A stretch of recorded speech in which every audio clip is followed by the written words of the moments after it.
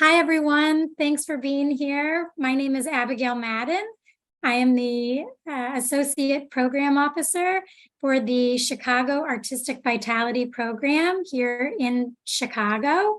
Today, we have arts leaders joining us from both our Chicago region and our Low Country region. For those of you in Chicago that are not familiar with the Low Country is a geographic and cultural region along South Carolina's coast that extends from Georgetown through Charleston, almost down to the Georgia border. So welcome to our leaders from both areas. Just a few things to take care of before we get into our presentation. As I mentioned, my name is Abigail Madden. A short physical description of me: I am a white woman with shoulder-length red hair. Today I'm wearing a gray shirt with a purple scarf, and I have a blurred background. I'm coming to you from our Chicago offices of the Donnelly Foundation. I wanted to do a quick land acknowledgement before we get started. And I will give one for Chicago because that's where I'm coming from. Chicago is located on the ancestral homelands of the Council of the Three Fires, the Potawatomi, the Ojibwe, and the Odawa. As an important land and water crossroads, many other Native communities lived and traded here and called it home. Chicago is one of the original 5 cities designated in the Indian Relocation Act of 1956. And today, the region is home to the 3rd largest urban Native American population in the US, with members representing numerous tribal communities. And for those of you that are coming in from other places, if you'd like to put in the chat your name, the organization that you're representing, and where you're coming from, that would be great.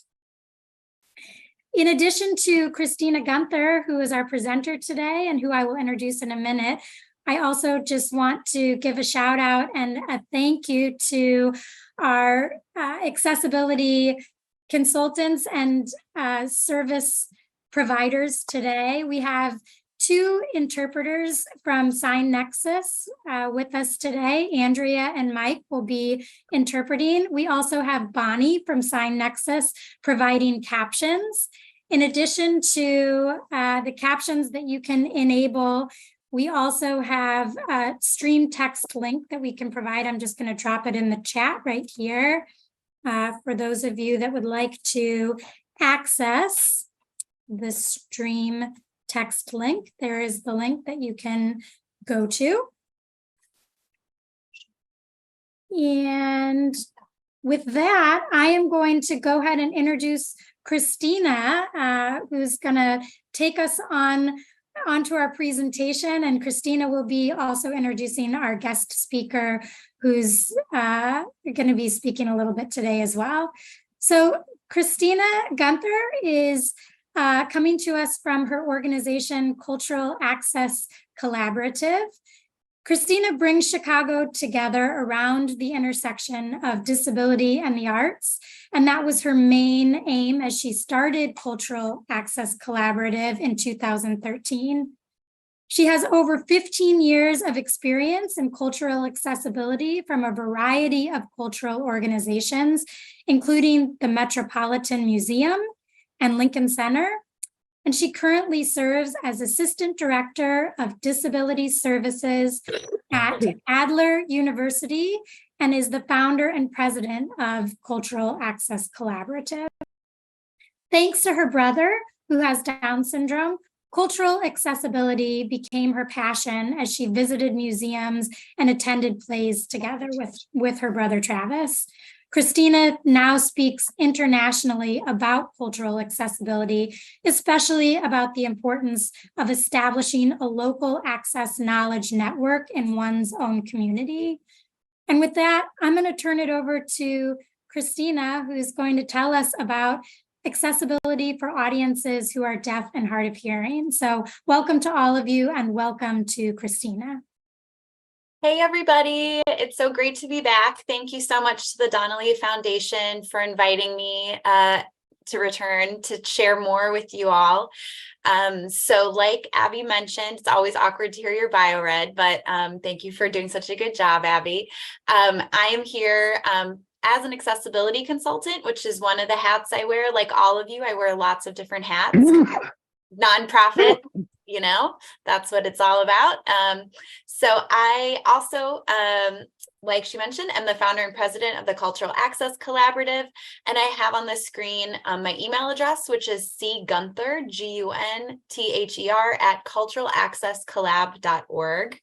My pronouns are she, her, and a brief visual description of myself. I am a white woman in my late 30s. I've got medium length dark hair and red glasses, and behind me is a window and a blank wall. So I'm going to really be modeling accessibility practices for you all today as well. So I'm going to make sure I'm reading everything on the screen, which is why, for instance, I read my email address out loud. So I wanted to remind you all, if you are returning, or introduce to you if you're new, what Cultural Access Collaborative is all about. We formerly were called Chicago Cultural Accessibility Consortium. That's a mouthful, CCAC. We are primarily a volunteer-run nonprofit, and our mission is to empower the state of Illinois' cultural spaces to become more accessible to visitors with disabilities. And we do this primarily in 3 ways: by providing professional development workshops, kind of like this one, free accessible equipment loans to organizations in the Chicago area, and an access calendar that lists accessible events happening in the region. I would love for you to email me. I love to hear from people and love to get your questions. If you're interested in joining our listserv, or you want to learn more about what the collab is all about, or you have a question, feel free to email me and reach out. So like Abby mentioned, I have a brother with Down syndrome, and that's what brings me to this work in disability. Travis is a really special person in my life, and I always say that I'm contractually obligated as his big sister and art agent to make sure I share a picture and do a shout out for Travis. I will report back after the session that I did that.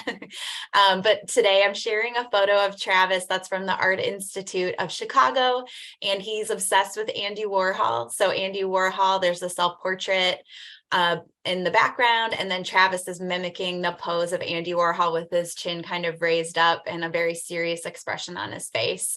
But Travis has Down syndrome and is really a talented artist, and somebody that taught me so much about accessibility in the arts. So originally, when I came to this work, I did not have a disability myself, but really became a part of the community thanks to my brother and my family's work in disability. But since then, I've actually acquired a disability myself. I have post-concussion syndrome, and maybe it'll get better, but maybe it won't. So I live with this chronic condition right now. So wanted to share that I'm now part of the disability community myself too. So we're going to go over a couple of these slides that I'm sure, and more than a couple, a few of the slides that if you came to the last session, you saw, but if you're new, I wanted to make sure that we're all starting on the same page about what we're talking about. So disability and understanding what disability is could be a whole session, but today we'll look at 2 definitions to kind of help focus your thoughts. So disability, according to the Americans with Disabilities Act, the ADA, is someone who has a record of, or is regarded as having a physical or mental impairment that substantially limits one or more major life activities. So that could be eating, breathing, walking, talking, seeing, etc. And so for today's purposes, hearing would be a part of that. So that definition is the legal definition, which of course we need to understand in our work. But I also think that it's good to have a more working definition of what disability is. And so I really love the Nora Project's definition, which is that a disability is a difference rather than impairment. They're saying difference in the way a person moves, communicates, feels, and or processes information. It's a difference in the way they complete the tasks of daily life. And there's nothing good or bad about disability. It's simply a form of human diversity. So this is a slide I usually have in all of my presentations, but it's a point I really want to drive home to you all today, which is disability is a normal part of the human experience. And so as arts administrators, we should be going into this work understanding and expecting that we will meet a whole host of diverse folks, both in our organizations and as attendees or artists at our organizations. And some of those people may be disabled, and we should expect that rather than be surprised by that. So a lot of the work that we do is really inspired by the social model of disability. So I'm sharing now a slide that has a comparison of what the medical model of disability is, which had been the prevailing thought of what disability was for a long time and certainly still persists today. But the social model of disability is what we want to ascribe to, and what I hope you all will understand more intimately as we embark on this work together. So on the left, we have the medical model, which has a circle. It says the issue is the individual with arrows pointing in. So on the medical model, it's very much focused on the individual getting a cure. I'm using a lot of air quotes when I'm talking about the medical model. So it's a lot about the person getting better. If we're talking about hearing loss today, for instance, it's about getting those hearing aids or getting that cochlear implant so that you're able to hear and communicate with everyone else. So it's about that individual having to make a change to be part of, like, quote unquote, the normal world. On the right, we have the social model, which has a circle, and it says the issue is an inaccessible world with arrows pointing out. So the social model of disability is very much focused on the systems in place, on organizations as a whole, on decision makers, on the choices that we make, and how that may be probably unintentionally, but that may be excluding people. So instead of an individual being forced to change to adapt to our system, instead we want to change the system so that we're remembering and considering the whole host of people that might come through our doors at our organization, for instance. So realizing that it's actually the decision makers that are making these decisions that are designing inaccessibility. It's not the person that has to change. Here's some fast facts about disability that I've shared before, but I think, again, are helpful for us to keep in mind as we go into this work. So nearly 1 in 4 Americans has some type of disability, 25%. So that's a lot. There's also a lot of research that's showing that it's probably even more than that, but 25%. So we're not talking about a small number of people. We're talking about a lot of us, and many of us on the call here today. So as we age and live longer, this is expected to grow. We know a lot of disabilities are age-related. We also know there's a lot of intersectionality with disability and other marginalized communities. And so, for instance, African Americans are more likely than non-Hispanic whites to have a disability in every age group. Anyone may join the disability community at any time, temporarily or permanently. So sometimes we think about marginalized communities as sort of these fixed groups, like, I am white, so I'm born into this white, into my white privilege, but I am born into a community of my family was all white. I'm going to be white for the rest of my life. Disability is not like that. Disability comes and goes for some people. For instance, like my own situation with my concussion, or like my brother who was born with a disability and will have this disability for his whole life. So it's important to understand that disability can be very fluid. And there's a great quote that says, the difference between a person with a disability and without a disability is 5 seconds, because accidents happen, diagnoses are made, choices are made that, like for me, something fell on my head. That was, it took 5 seconds for me to become disabled and join the community. So that's important for us to keep in mind as well as we do this work, that it's not a fixed group, that it's going to change. Also, that many disabilities are invisible, especially as we're talking about the deaf and hard of hearing community today. If somebody doesn't have a visible indicator that they have hearing loss with a hearing aid or like a cochlear implant, we might not realize right away that they in fact do have hearing loss. And so we've got to keep that in mind. We can't make assumptions purely by just looking at somebody. And also, we often break down disability into different categories, and we've done that for you all for these 3 sessions to try, because it is a huge, huge topic, to try to make it a little more incremental and bite-sized for you all, so it's not too overwhelming. But it's important to remember that many people have multiple disabilities, and especially as we get older, we know that to be the case. So while it might be nice to have these tidy categories as we kind of consider these groups in aggregate, that's not typically how it happens. And so, for instance, my brother who has Down syndrome also has hearing loss. So he's also a part of this community as well. And so keeping in mind that, there may be different audience members or different artists we work with who are not going to have just one disability, but may have many. And then finally, like anything, I think all disabilities exist on a spectrum. How that disability or condition impacts you as an individual is going to vary. And all of us are very different. And so we need to also understand disability is going to impact all of us differently as well. And that's very true with this category that we're talking about today, talking about people who are deaf or hard of hearing. It's actually a lot of subsets of different people. And within that, everyone's experiencing things in a different way. So that's why I like to share this as well. If you've met a person with a disability, then you've met one person with a disability. And so, we're going to be talking again about this group kind of as a whole, but also understanding some of the trends and some of the tips and tricks we need. So we're thinking about this. There's going to be a lot of commonalities, but there's also going to be differences. And so, that's where it's so important to make connections with your audience members and get to know these folks to see what they need and to make sure that you can provide it in some way. Ableism. So ableism is also a term that's really important for us to take to heart, especially as we're thinking about the social model of disability, as we're thinking about these institutions that we're a part of that often are exclusionary. So understanding what ableism is, just like the other isms that we might have, and we certainly do perpetuate, usually unintentionally. Ableism is a system that places value on people's bodies and minds based on societally constructed ideas of normalcy, intelligence, excellence, and productivity.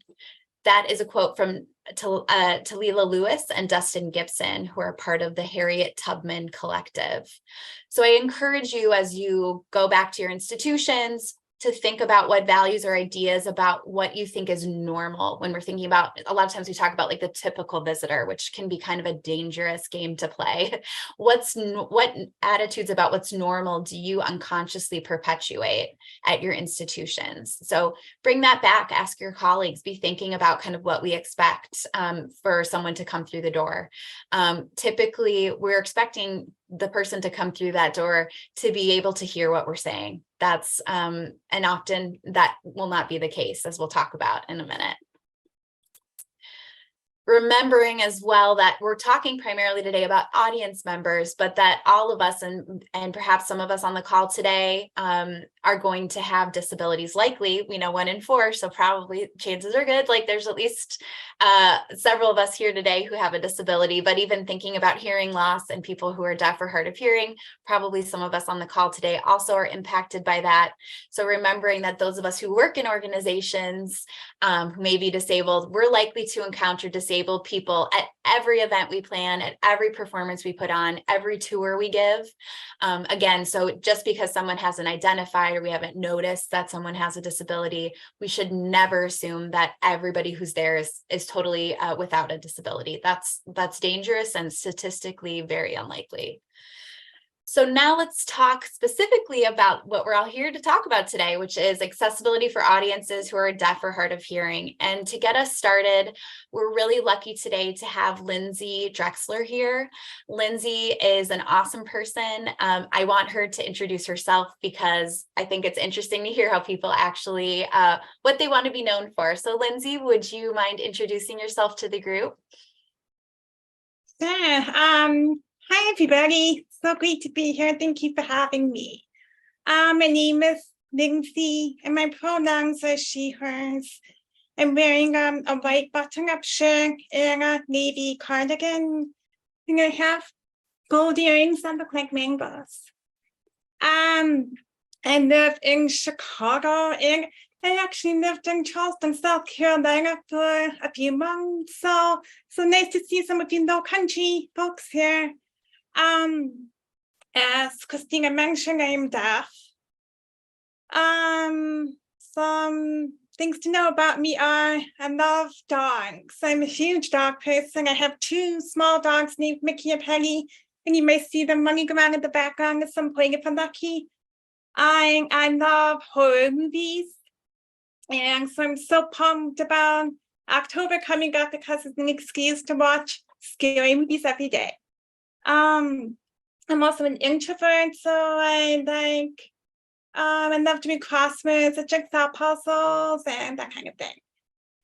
And I work as a program coordinator and help desk specialist for a company called BTS.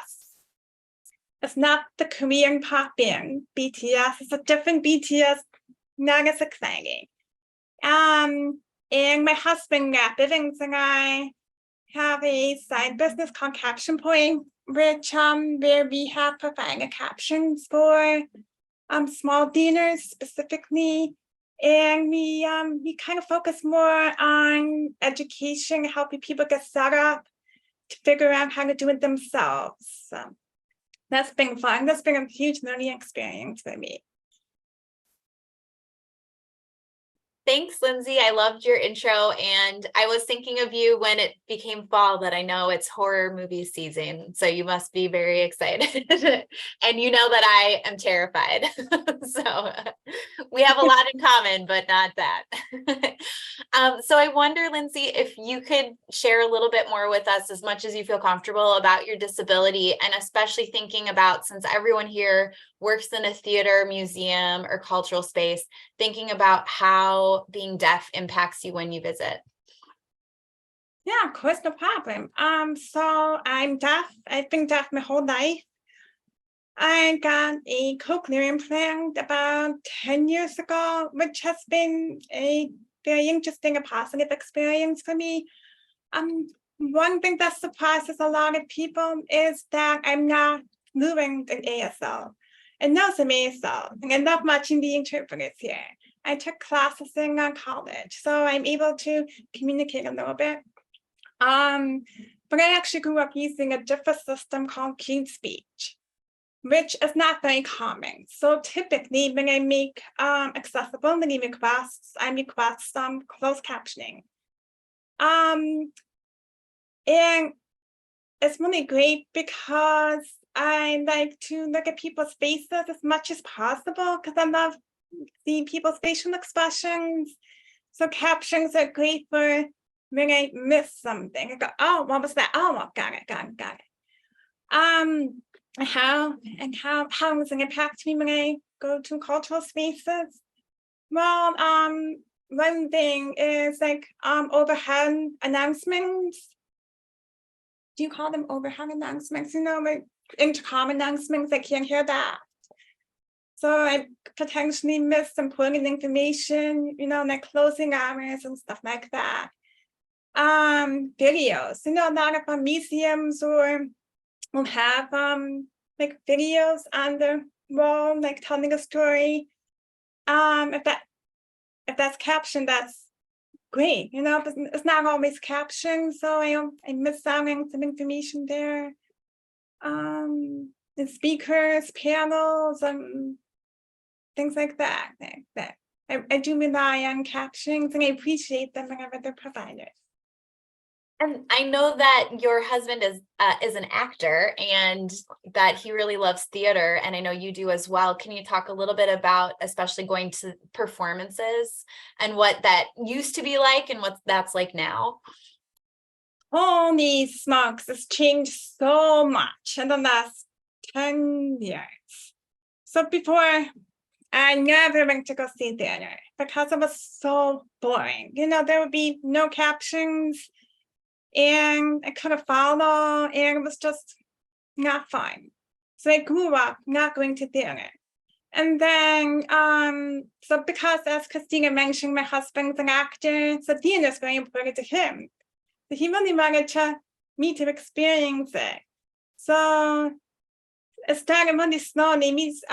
Straw Dog Theater which I think Kyle needs to work at, was they were one of the first storefront dinners to provide it.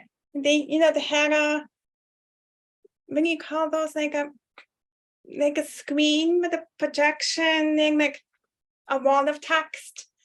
Those were the only days of captioning, but I was so excited. I was like, wow, I can actually follow what's going on. That's amazing.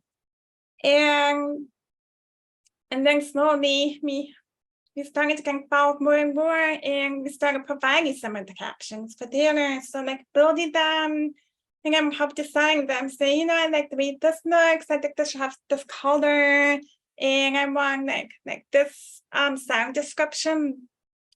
And he would run the captions during the show on a TV screen or a projector. And I got to see so much there. It was amazing. I love that. And your husband's also a musician. And so I know I've been able to attend concerts where they've also been able to caption the concerts. So you actually are able to have the total experience that way as well, right? Huh. Yeah, he captioned one of his concerts. And it was so much fun. Like, even though I knew the lyrics, I've never been able to follow the stage banter, between the musicians, making funny jokes and stuff like that. But that was really nice. That's super cool. I wonder if you can tell us about what work you have to do in advance before you're deciding to attend a cultural event. Well, the first thing I always do is check the website. And then look specifically for an accessibility page. And if they have one, great. And if not, I'll look for an FAQ, or like if it's an event, I'll try to find like the event information. And then ideally there's accessibility details on there, and my work is done. Like there's a caption showing this thing or whatever. But if there's not, then I will try to find the email address. Preferably one intended for accessibility, like accessibility@theater.com. And if I can't find that, then I'll look for any email address and try to reach out. And if I can't find an email address, I'll just give up at that point. Yeah, thanks for sharing that, because I know there is so much prep work that a lot of deaf and hard of hearing folks have to do. And so, you are an amazing sleuth, and you're really good at like hunting information down. But I think the takeaway is you shouldn't have to be a detective to be able to figure out how to contact the organization and learn more about accessibility. So trying to make that as easy as possible is really important. Would you say that's true? Oh, yeah. So can you tell us a little bit about accessibility misses you've experienced? You don't need to name names of organizations, but thinking about, specific times when it hasn't worked out and how that affected you and the people that you were with. Yeah, most of the time it's really positive, but there are a couple of times when it doesn't work out so well. Actually, over the summer, I went to see a concert. I don't usually go see concerts, unless my husband's in the band. But this was a band that he really wanted to see, and I wanted to share that experience with him. So I emailed the venue about 5 months in advance. This was a huge outdoor concert downtown. So I'm not naming names, right? Okay. So I reached out to them about 5 months in advance. And after a few weeks, they wrote me back and saying, yeah, sure, we could do it.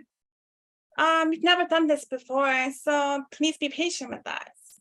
It's like, of course, yeah. I gave them some information. I gave them CCAC's website, and I gave them some other information that they may need. And then, but after that, so they kept adding more and more people to this email thread. So I think there were probably 15 people on this thread at one point. And it didn't feel like like each response was very correct. It did not feel like, it didn't feel particularly welcoming, but that's beside the point. So it's a lot of back and forth. And I'm trying to figure out, like, I keep having to pull things out of them. Like, so I still need to buy tickets. Wish I said it's this huge space. I want to make sure that I'm sitting somewhere where I can see the screen. Is it going to be a screen for captions? What's going to happen. And we don't know yet. It's just got a thing at the ADA section. So, okay. So I bought some seats in the ADA section. And then months go by. I never got any kind of confirmation about what was going to happen. And then it's a week until the show. So I emailed and I asked, hey, just wanted to check in. What's going on? I'm so excited about the show next week. I just might get an idea of what to expect when I get there.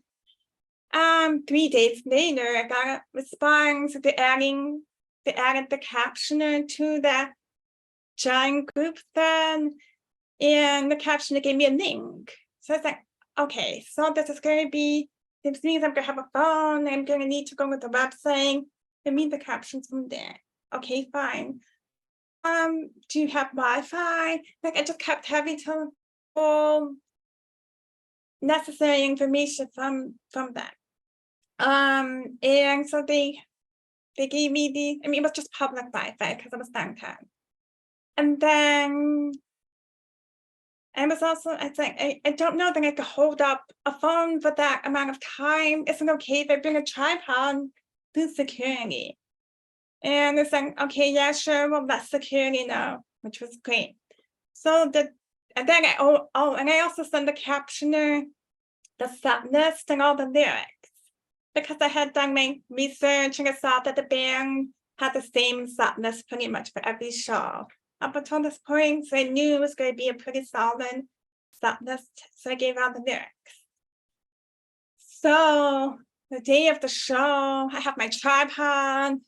I'm going through this really long line. And there's like multiple security people along the way, and everyone's saying, you can't bring Bangladesh, you can't bring Bangladesh. I'm like, it's okay, I have permission. So I get up to the front, and thankfully, the security there was aware of the situation, so that was awesome. They let me bring it in. When I get to the ADA section, it's setting up. It was perfect because there was so much space. So I didn't have to worry about anybody knocking over the tripod. We found like a VIP box. It was really nice. And then going to the website, connected to the Wi-Fi, and the opening band is playing, and all I see is music symbol. And I was like, I wanted to see the lyrics.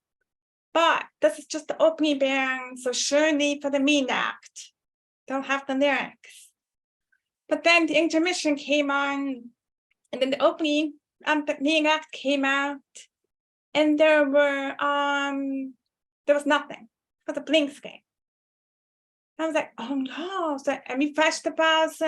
I made sure that I was connecting, it just wasn't working, which is fine. Tech issues happen all the time. But I didn't know who to talk to. So I just went back to that giant email thread with 15 people to say, hey guys, I'm having a great time, but the captions are not working. Can you check your connection? Or I don't know. And this is where the experience turned sour, because they never wrote back. And so I went through the show without captions. And then the next day, I was like, I'm going to give them some feedback. So I emailed them and to say the security thing was so great. Thank you for letting me bring the tripod. The suggestion to sing at the ADA section was perfect too, because I had a nice view of the stage and I had space to have my tripod. I said, but the captions didn't work. Unfortunately, I understand technical issues happen. I suggest in the future that you provide a point of contact for me to reach out to in case something like this happens. or that someone on your team is monitoring the captions to make sure that they're actually working. And they never wrote me back.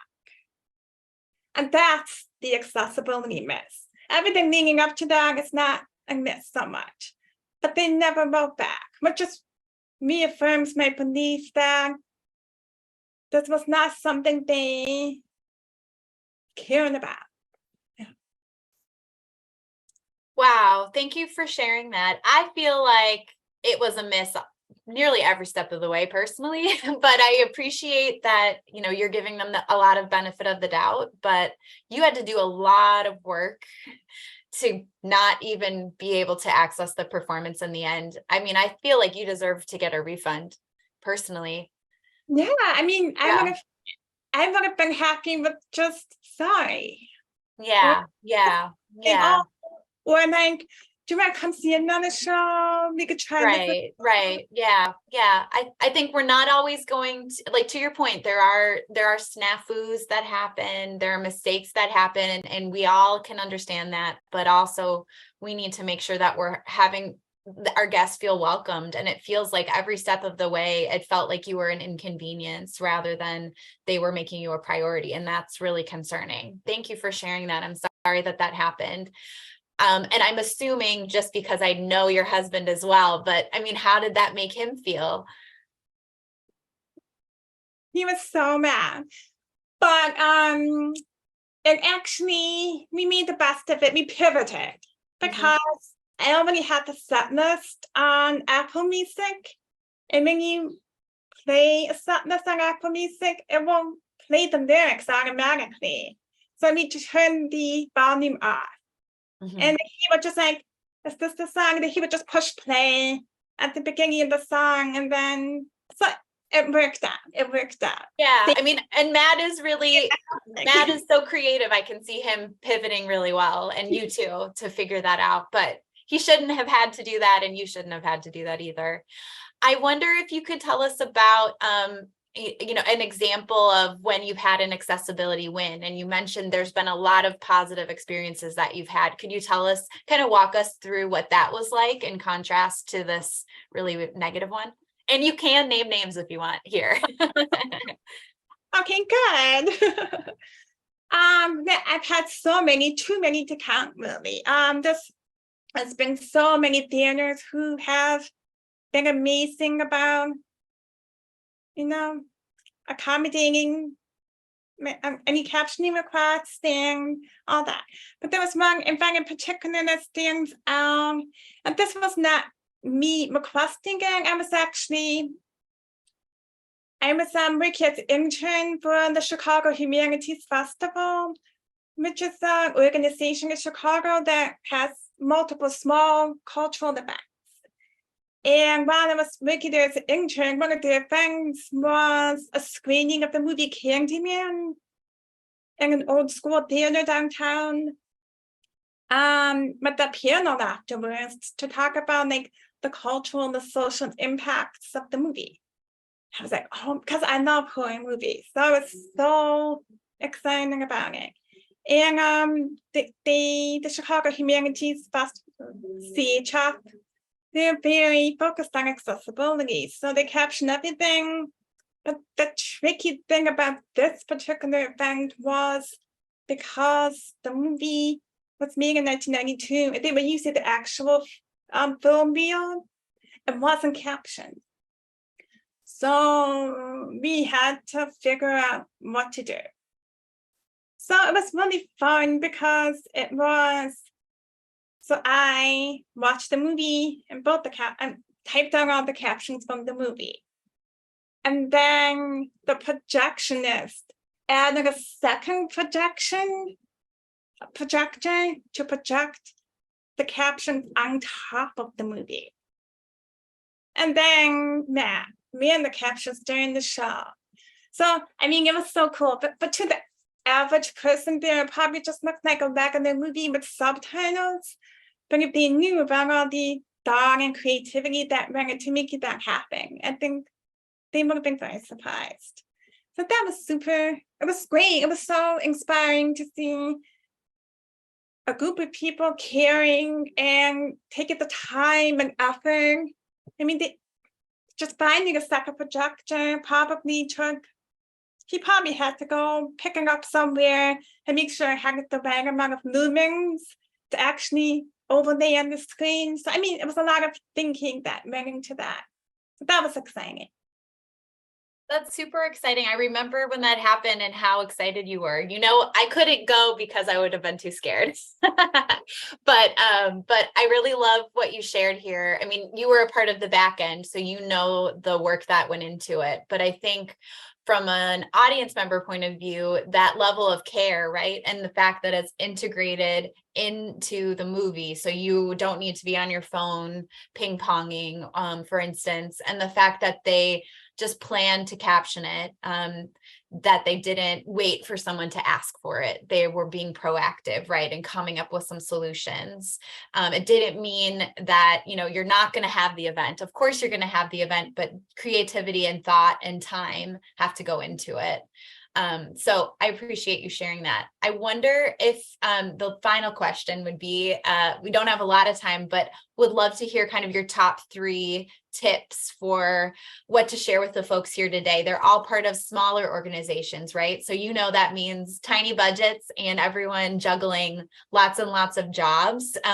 So wonder, you know, it can feel overwhelming to do this work, but what would you say you'd want people to take to heart to their small organizations?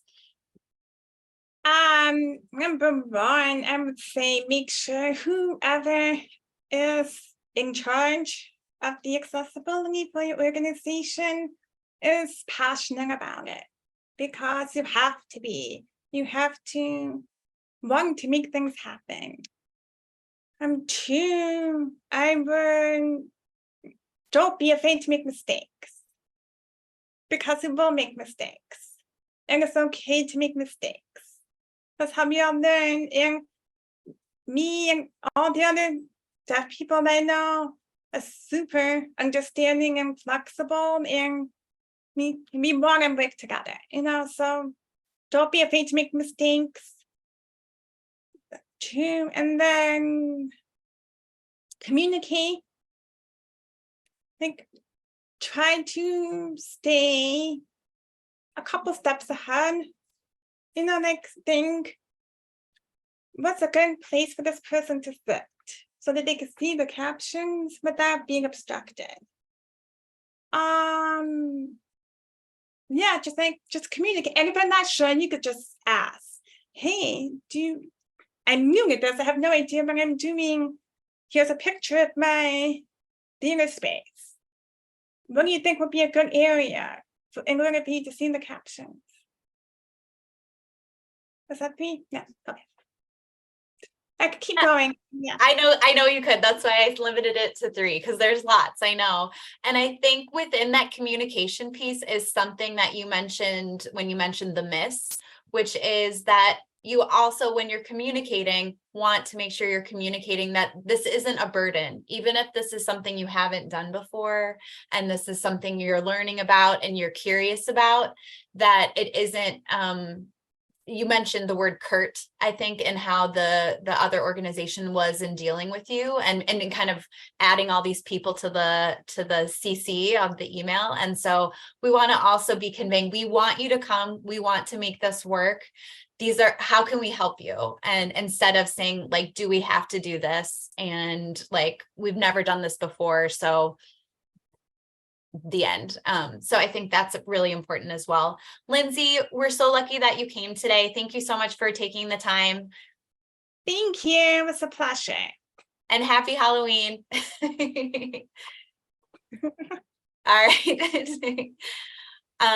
I'm so glad that you all could hear from Lindsay. I think that hearing from audience members with disabilities is so important when we do this work. And I think that's always a helpful place to start, of like, kind of what do they need? Remembering that this isn't just about, you know, following the ADA or, you know, meeting our legal requirements. Of course, we want to do that. Nobody wants to be sued. but it's about going above and beyond, remembering that these are people and we want everyone to come to our cultural spaces. If you look at our mission statement, it's always about bringing culture to, the largest group possible. And so we want to figure out ways to creatively do that. So I want to take a step back for a minute and just talk a little bit about hearing loss and about some of the different terminology. I mentioned at the top that people who are deaf or hard of hearing is a huge category of people, and it's a lot of different subgroups. And so to be considered to have hearing loss, this is technically, if you would like to know the technical definition, is a person who cannot hear thresholds of 20 decibels or better in both ears. That's someone with hearing loss. So hearing loss is kind of a large umbrella term. Within that, there's hard of hearing. So hard of hearing refers to people with hearing loss ranging from mild to severe. So these are folks that still are able to hear, but they do have hearing loss and so that does impact them. Deaf people are people who have profound hearing loss, which implies very little or no hearing. And then another term that is important for us to know, and we'll talk a little bit more about deaf and the nuance and significance of the name deaf in a minute, but I also want to address deaf culture. So deaf culture is a subset of deaf people, and deaf culture is beliefs, attitudes, history, norms, values, literary traditions, and art shared by those who are deaf, and sign language is the main form of communication. So it's important to understand that within this big umbrella term of hearing loss, we do have a subcategory of a cultural identity. If you are an older adult that loses your hearing, you might not identify as being part of any community. You might just accept maybe being an older adult, but you wouldn't necessarily say you're, because of your hearing loss, you are part of a cultural community and have a cultural identity. But people who are typically born deaf and with profound hearing loss may be a part of this broader deaf community. And so there is a whole culture that I, as a hearing person, am not a part of. And so I want to acknowledge that as well. Because there are so many different categories and there is an identity that's wrapped up within this umbrella too, it's really important to understand people may refer to themselves differently, and that is very significant. So you should definitely, if you're talking one-on-one with somebody, understand how they choose to identify. So people may label and consider themselves differently based on their identification with the deaf or hard of hearing community. If they were born deaf or their whole family is deaf, they may identify as being a part of that community. If you're acquiring it later in life, you might not. Your cultural identity, like we mentioned, the degree to which you can hear. If you have very mild hearing loss, you might not identify as really being part of anything. And the relative age of onset is really significant too. The term late deafened is a term that some people use. So people might identify as being late deafened adults. So meaning that, they likely didn't grow up with all of that cultural identity that we talked about. And then I think this is really significant and important to keep in mind as we think about our cultural spaces. Often a lot of our patrons are older adults, or a lot of our membership base is older adults, right? Or our board members are older adults. And a lot of older adults struggle with acquiring disability later in life. They struggle with identifying. So they might not identify with any of this terminology. And to say that they're hard of hearing may really insult them and hurt them as well. So that's where we have to make it really easy and seamless for people to support and augment captioning likely or other services so that we can make it easy for people to get help with their hearing, or making sure they're not missing verbal communication, but they might not ask for it or even be comfortable saying that they need it. So when we're talking about the groups as a whole, kind of the most accepted terms would be to say deaf, which would be a lowercase d, deaf with an uppercase D, which we'll talk about in a second, and hard of hearing. So that's why our session today is called for people who are deaf or hard of hearing. So hearing loss, while it is used, is not really a preferred label that we would be using when we're talking about these audiences. So when we're talking about like our website and, the access page that Lindsay mentioned, we probably put, access for people who are deaf or hard of hearing. So deaf versus deaf, capital D versus lowercase d. I'm sharing this from a really great book that's called Deaf in America, Voices from a Culture from 1988 by Carol Padden and Tom Humphreys. So this quote, I just like summed everything up for us. So I thought it was really helpful to share. We use the lowercase deaf when referring to the audiological condition of not hearing, and the uppercase deaf when referring to a particular group of deaf people who share a language, American Sign Language, ASL, and a culture. The members of this group have inherited their sign language, use it as a primary means of communication among themselves, and hold a set of beliefs about themselves and their connection to the larger society. So that is really important for us to consider when we're thinking about this audience, to realize this is not just a communication method. This is a whole identity, a whole culture, just like when we're talking about other foreign language interpretation. Somebody who's a Spanish speaker and who was born a Spanish speaker, not only is Spanish their primary language, but they do have different beliefs, their connection to society. All of these things are going to be different. And so we need to really be sensitive as we approach that. Another significant thing that's helpful to know when we're talking about capital D deaf identity would be deaf gain. And this idea goes against the medical term hearing loss or deficit. And instead, it focuses on all of the positive experiences acquired with deafness instead of the sense of hearing that isn't present. So deaf gain really considers that deafness is not something that needs to be fixed. It is just a different way to experience life rooted in a visual world. I would say, and encourage us when we're thinking about disability as a whole to think about it this way as well. That, like we've said earlier, it's a part of the human condition, and we should be, no one should need to change. We need to change the systems. But deaf gain especially is really significant because some deaf people really bristle at being considered disabled because they believe that there's nothing quote unquote wrong with them. I think there's a lot of complicated discussions we could have. I'm not a part of that community, so I'm not going to hold those for us today, but it is a concept I wanted us to take into consideration.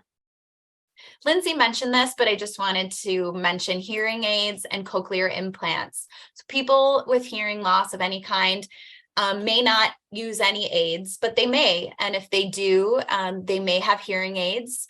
I think we're mostly familiar with hearing aids. Most of us would be that, doesn't require surgery. You go to an audiologist, or I think now you don't even need to see an audiologist. You could just go to the store and you can get hearing aids.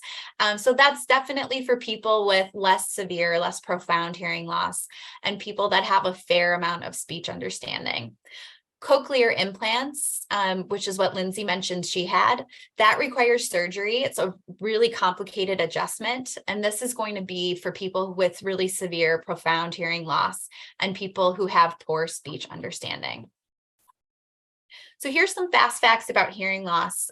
So 15% of American adults, that's 37.5 million, aged 18 and over, report some trouble hearing. So that is quite a lot of people. If they're like my dad who needs to go to an audiologist but has not, could mean that they've done nothing about it other than maybe they're having a hard time hearing some things sometimes and have to turn up the volume or are missing a lot of things that people are verbally saying to them. 3.6% of Americans have profound hearing loss. So that would be somebody like Lindsay, somebody who's either lowercase or uppercase D deaf. That would be that audience. Age, no surprise here, is the strongest predictor of hearing loss. So as we age, we're likely to lose our hearing. About 28.8 million US adults could benefit from using hearing loss, or rather from using hearing aids.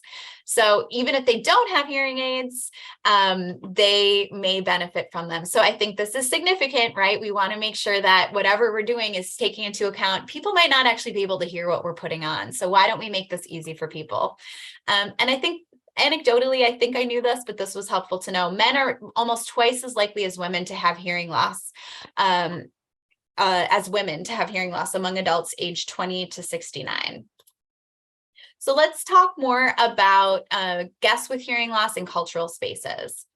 So I wanted to share a little bit about the definition of effective communication, because this is really significant. This is a legal term. This is really significant when we're thinking about our spaces and we're thinking about what to provide for folks. So effective communication is saying basically us as cultural organizations, but really any businesses, places of public accommodation, the law would say, must make it possible for individuals with speech, hearing, and vision disabilities to understand what is conveyed and can communicate effectively. The goal is to ensure that communication with people with disabilities is as effective as communication with people without disabilities. And the next part is significant as well. We must provide auxiliary aids or services in the individual's normal methods of receiving communication when providing services. So what that means would be somebody like Lindsay, right? So Lindsay mentioned she's not a very strong ASL user. So if Lindsay requested accommodations for an event and we provided ASL interpretation, that would not be effective communication for Lindsay, because we're not providing it in the normal method of receiving communication. So that's where it's really significant if someone's requesting accommodations for an event and they mention they have hearing loss, for you to ask some more questions about what services they might need, and for you to kind of show like what options could be available. Lindsay mentioned that her primary communication method is cued speech, and that's not typically a service that's provided by organizations because it is pretty rare. And so Lindsay ideally could have cued speech, but captioning would be sufficient for her.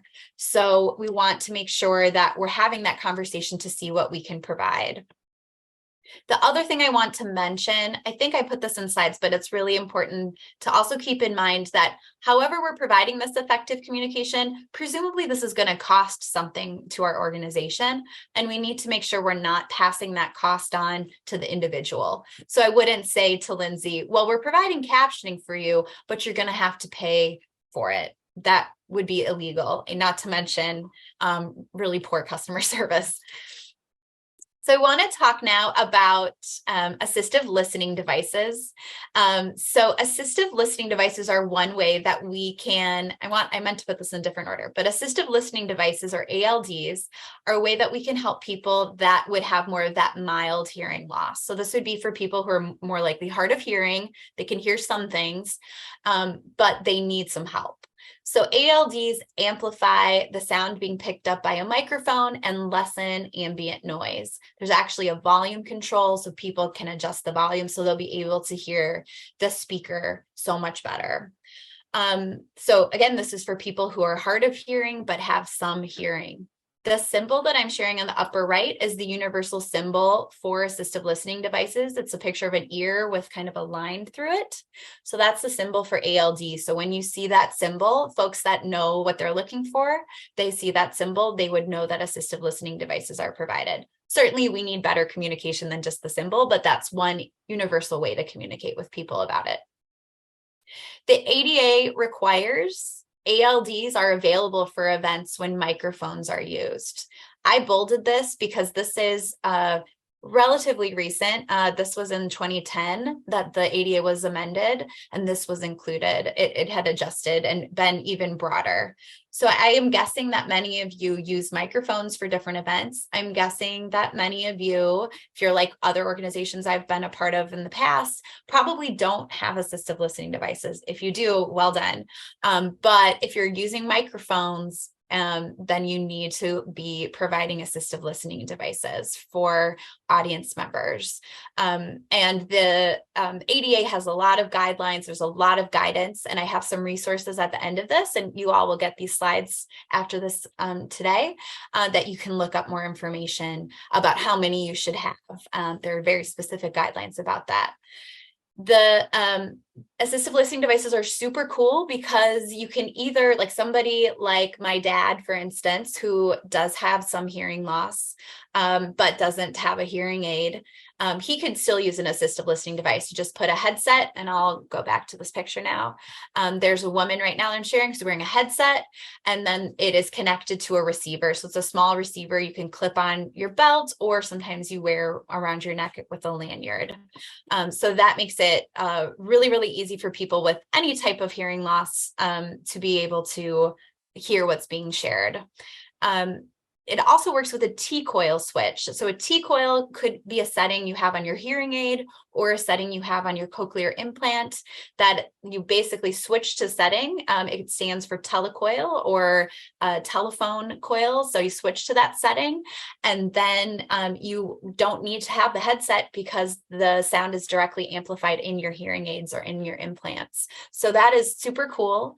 Having those neck loops is also a requirement of the ADA. So you still would need that receiver, but you wouldn't need to put that headset on. And another thing to note would be if there's any questions from the audience or anyone that's not wearing the microphone that's connected to the system, that you need to repeat the questions or repeat conversations into the microphone so that people can hear them.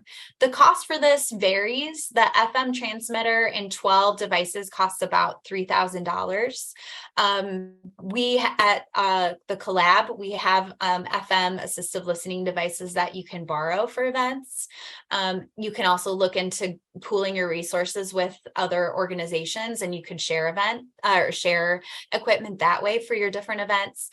But you all need to be having assistive listening devices. So that is really helpful for people that are hard of hearing, that have some hearing, but they have some hearing loss. Open captioning is a really interesting accommodation because it's really vital for a lot of different audiences who are deaf or hard of hearing, but it also can help kind of a more broader audience. So open captioning for live events, I'm sharing the symbol, it's OC for open captioning. So open captioning displays dialogue and describes other relevant sounds on a screen above the stage or to the side of a stage. So this would be for a live event where, Lindsay mentioned theater, we're having a production of A Christmas Carol, and we would have a screen of some kind that would be displaying the dialogue in a visible way. Captions often are typed in real time by a professional captioner in the venue. We have a real-time captioner today. She's captioning everything I'm saying. So she would, for instance, be in the theater or perhaps be joining remotely, but would be in real-time captioning what is being said. Open captions provide access for many people at any stage of hearing loss and benefit others. It also can be called CART. I try to avoid acronyms because there's so many acronyms in this work, but CART is Communication Access Real-Time Translation. So CART would be a human being who'd be translating in real time what is being said and all of the relevant sounds that might be shared. It is also possible for some scripted events to do it yourself, DIY captioning, and we can talk a little bit about that. That's a lower tech way. Lindsay described that a bit. The cost for CART really varies, but can be about $200 per hour. I'm sharing right now an example of CART. So we have on stage, it is literally the Christmas Carol. We have Ebenezer Scrooge and one of the ghosts, I forget which one it is, but one of the ghosts.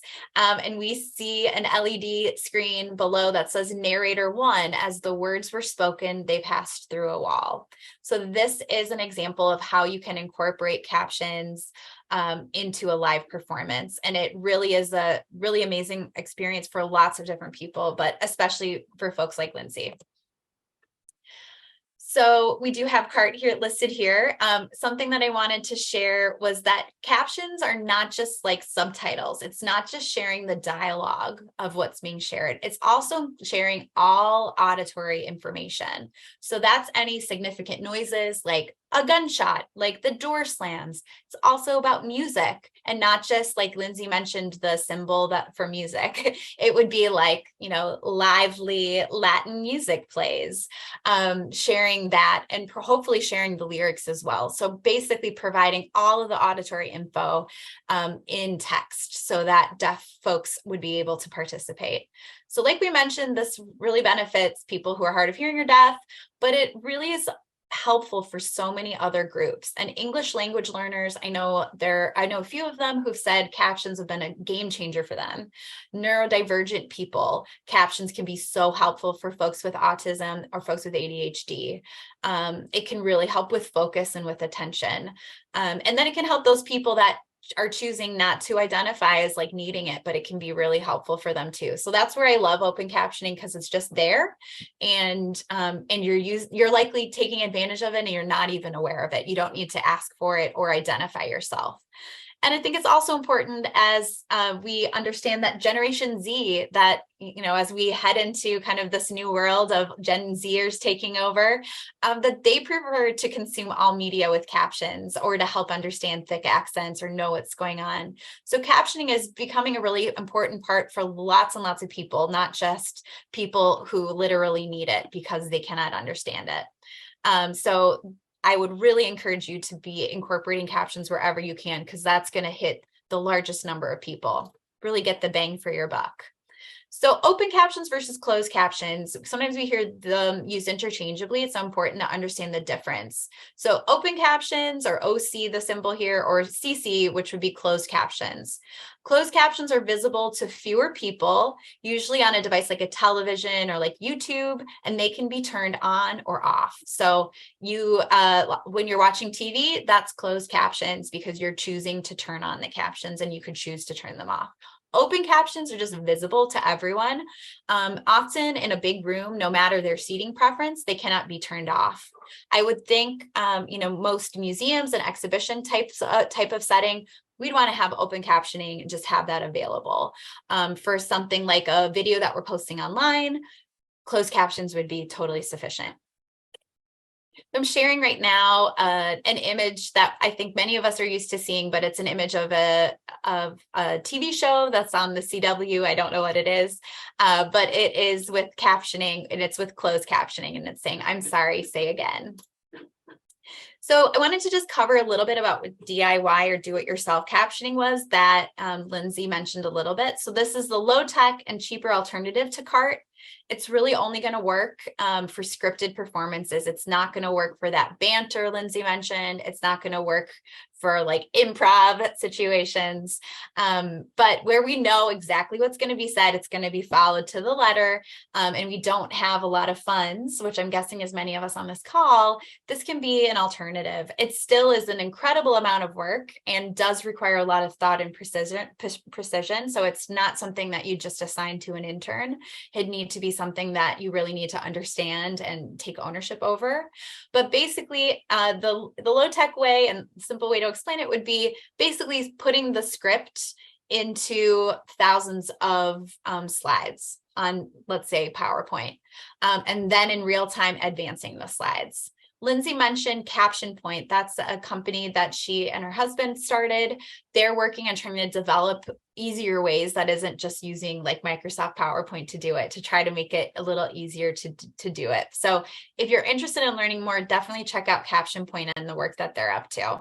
But what I think is really cool here is this was a really awesome kind of band-aid for some organizations that couldn't afford to do CART all of the time, but knew that they had scripted performances and they had the wherewithal to be able to provide it. So this was an interesting alternative and still was really effective for a lot of people.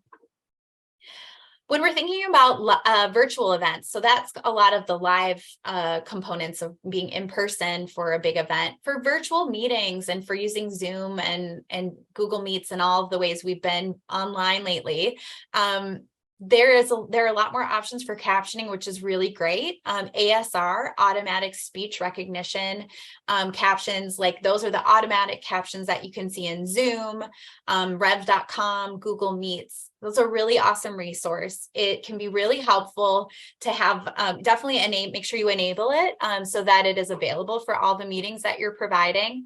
It's not perfect. And if you've ever used it, or if you've ever turned on like ASR on YouTube videos, for instance, it can be almost comical, the mistakes that are made.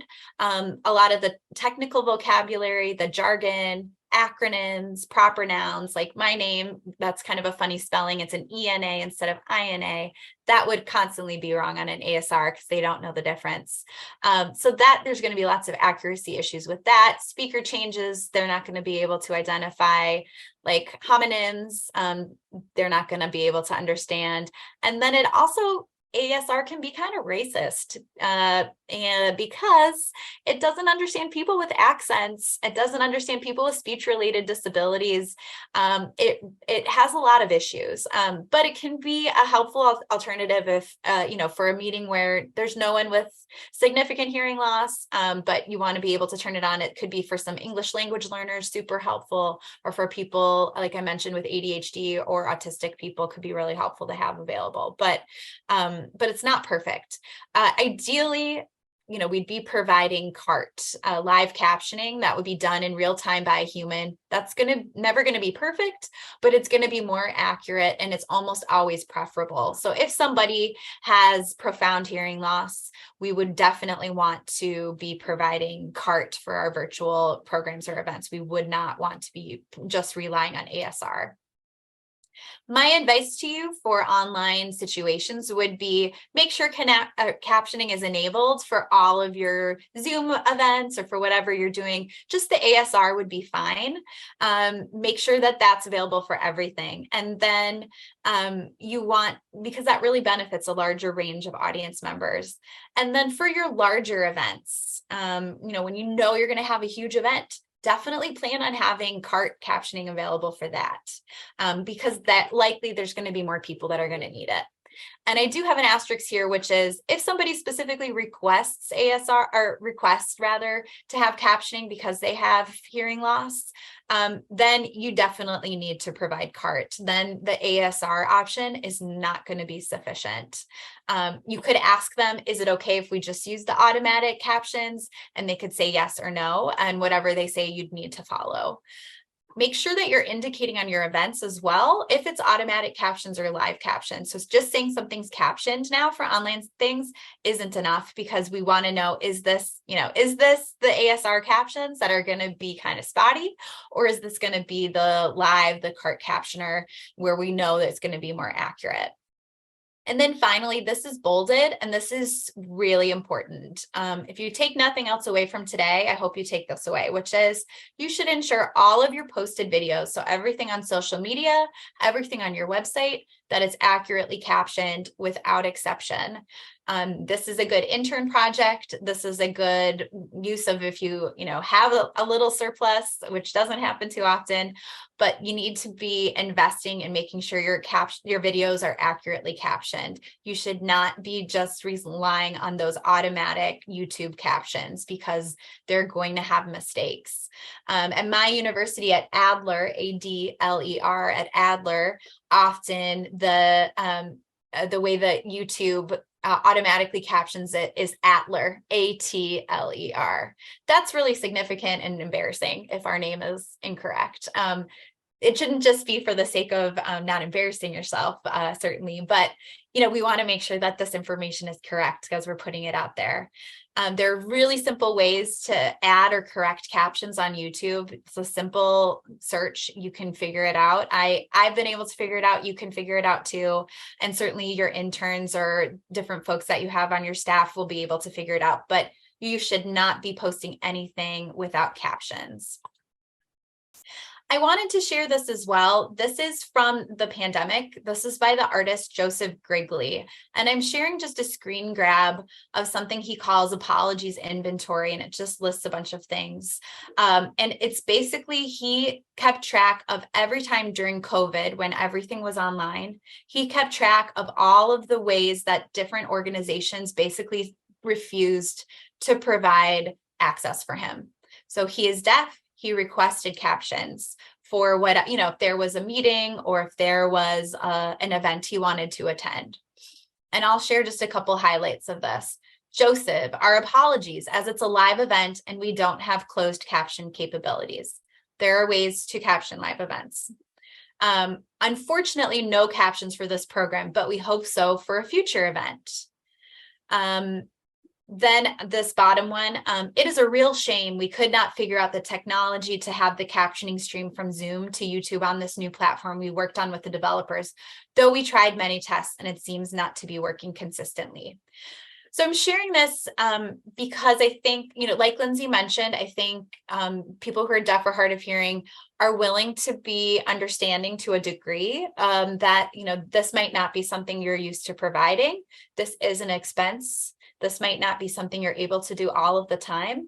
But if you look at this cumulatively, right, if you look at this added up, can you imagine being someone trying to attend all of these events, and especially during COVID, which was a pretty scary time for all of us, to try to have community and to be basically consistently excluded, consistently denied access?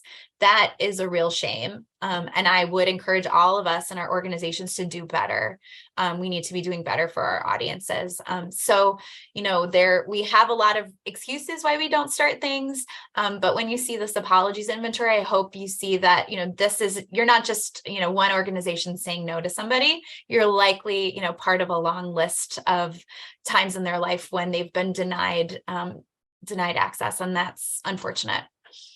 I also wanted to share this hashtag access fail with you. Maybe you remember this from the Grammys when Bad Bunny won Album of the Year. And because the Album of the Year was in Spanish, the captions for this were not accurate. So this is also to say we need to make sure whatever service provider we're hiring, we're giving them information in advance. We're preparing them for what might happen. The fact, I know they keep who's going to win, tightly guarded, but the fact that there was a Spanish language album that could have won, they should have been prepared to be able to caption the lyrics that they were playing. So basically the lyrics were playing and the song's playing, right?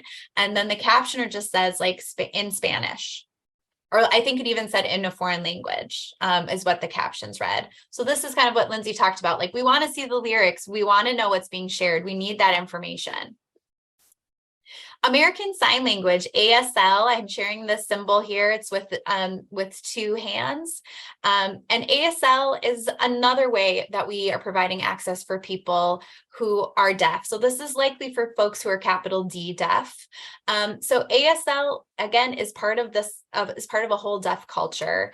ASL is not just a direct translation to English. It's like any other language, like us providing Spanish language translation or any other language. ASL has its own unique syntax, its own nuance. It does involve using your hands. It is manual, but there's also non-manual expression that is involved.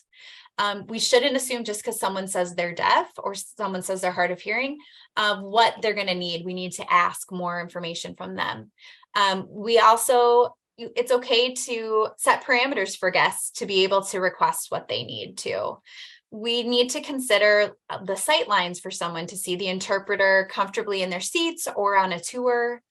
We want to make sure, we're providing the service and we want to make sure people can see it. Really be thinking through, like Lindsay was saying, about the whole experience, and consider about what information your frontline staff needs to know about communicating with an ASL with guests. So some organizations teach their front of house staff how to say welcome in ASL, and everybody has a little notepad and pen. So that they could communicate that way if they need to, or use your phone and use the notes part of your phone, and you can type some stuff out, but you can still help welcome people and help communicate even if you don't know ASL. I'm sharing an image right now from one of our programs a couple of years ago. We have a speaker who's gesturing using a microphone, and then we have an interpreter who's interpreting for him, and she's standing right next to him on the stage. So being really thoughtful about where we're placing the interpreter so that it is a really integrated experience for the user, that it isn't a lot of ping pong for their head, because that can be really exhausting and isn't a great experience. It usually costs about $200 for 2 hours. There's usually a 2-hour minimum for ASL interpreters, but definitely reach out in your area, get some quotes, and understand like what the cost is. So if you get a request or you want to plan ahead and budget for it, you can. If you're putting on a scripted performance, if they're doing theatrical interpretation, we do want to make sure that the interpreters get to practice with the script a little bit, because basically they're, just as important as the actors, right? They're delivering this information. So that could cost, according to my colleagues, about $450 for a flat rate. And then there's also something called a certified deaf interpreter, CDI. So this is really significant too, because we're talking about deaf identity. We're talking about deaf culture. So interpreters are not a part of that deaf culture typically, unless their whole family is deaf and they're a CODA, a child of a deaf adult. So we want to also make sure that we're including the community that we're serving here. So a CDI is somebody who's hard of hearing or deaf, who works in tandem with a hearing interpreter to improve accuracy and fluency of ASL. So for instance, I have colleagues who have put on interpreted performances on stage. So they're working with hearing interpreters, and then the hearing interpreters are working with a CDI who's helping to basically be like, this sign is actually not accurate. This is what I would say instead. So they're working together to make sure that it's really the most effective experience for deaf individuals who are attending. And we know, nothing about us without us. We know that it's so important to have representation. So working with a CDI, if that's possible, is really, really important. One way that you could work with a CDI would be if you had a script, for instance, for a video that you wanted to post online, you could, if you had the script written out in English, you could give that to a CDI who could then be the interpreter for that video that you had. And they would be using ASL, and they'd be speaking in their own native language, right? They'd be signing in their own native language. So that's really significant and would be more powerful for the deaf viewers who'd be watching that video, for instance. We mentioned statement of welcome the last time. So this is something it's a term I came up with, but I really like it. But the idea of it certainly is not something I came up with. But the idea is basically for all of our events, we should be really clear about what access services are provided and how people can learn more. Lindsay mentioned having to hunt stuff down. That's super exhausting. That is going to probably turn off potential attendees of your event. Let's make it as easy as possible. Let's really be inclusive and be as inclusive as we say we want to be. So for each event, you're just, exhibition or whatever, saying guests with disabilities are welcome. You can list your organization name and say you're committed to welcoming people to the space. This is important because I think you're, not just being kind of doing the bare minimum or being curt, like Lindsay mentioned, but you're being really clear. We really are genuine and that we want you to be here. And then explain what you're providing. So for instance, say like we are providing live captioning or CART for today, or we've enabled captions in Zoom. So we're using the automatic captions in Zoom. And then we have information about how to request and learn more. Email address and phone number are really important. Sometimes you'll see people put a deadline by which you should request things. I generally don't advise doing that because frankly, if anyone were to ask for service, you have to do your due diligence to provide it. I like to say as soon as possible, so as much advance notice as you can, let us know. Someone's going to ask for ASL interpretation day of.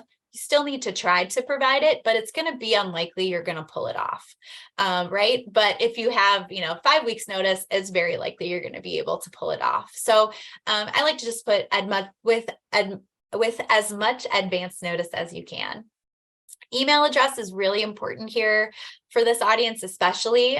Most deaf people are going to use email to communicate with you. So making sure this is something checked regularly by somebody who knows something about it. And again, making sure that you're having an informational and a welcoming tone is really important. This is a list of resources that I will share, that I'm sharing with you all. This PowerPoint is going to be shared with you guys, so you will have a chance to check it out. But in Chicago, we do provide free equipment like for captioning and free equipment like assistive listening devices. So that is an important resource for you all in the Chicago area to know about. Caption Point, like I mentioned, is based in Chicago, but if you are in the Low Country, still reach out to Caption Point because they do have those Charleston ties, and they could connect you to some folks, I think. The Theater Development Fund, TDF, has something called Open Captioning Program. So this is a really cool way for you to get captioning. This is especially for theaters, but this is a way for you to get captioning for your events and get that paid for the first couple of years. And then there's really helpful information from the Kennedy Center about assistive listening devices, depending on your contexts. So as always, I had the best of intentions for lots of time for questions for you all, and we started a little bit late, so unfortunately we don't have a lot of time for questions, but I'd love to hear, if it's possible, if you had a question or two, we could address it. If you need to pop off, I understand.